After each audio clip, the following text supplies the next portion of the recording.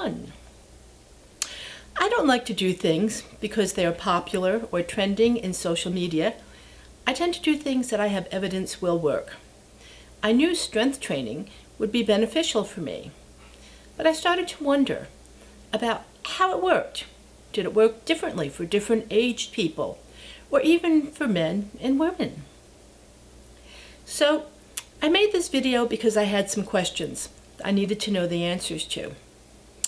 Here are the questions. 1. What counts as strength training? 2. Can older people respond to strength training in a meaningful way? How much strength training do we need to do? 4. Does strength training help with any other aspects of health? 5. What are the differences in response between women and men? I'm going to split this into parts because I have so many questions. Let's start with what counts as strength training.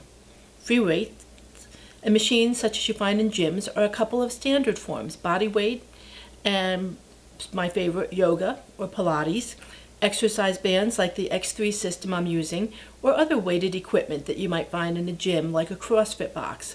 I'm sure many more daily activities also count as strength training besides free weights. So if you find you hate free weights, that's okay. You might find a system that you like better. Next, my burning question is it going to be effective in older people? And how much do we need to do? In 2015, Borde and colleagues looked at the studies of randomized controlled trials of resistance training in adults over the age of 65. And they were able to establish a dose-response result on the training variables. They found that training of a period over 50 to 53 weeks, the best results were found with a training frequency of 2 sessions per week, a volume of 2 to 3 sets per exercise, and 7 to 9 repetitions per set gave the best results in increases in muscle strength. But when they looked at what were the best variables for changes in actual muscle morphology, they found that training period of 50 to 53 weeks, 3 sessions per week, a training volume of 2 to 3 sets per exercise and 7 to 9 reps per set, the total time under tension is 6 seconds, and a rest of 120 seconds between sets and 2.5 seconds between reps proved to be the most effective. So that's for muscle growth.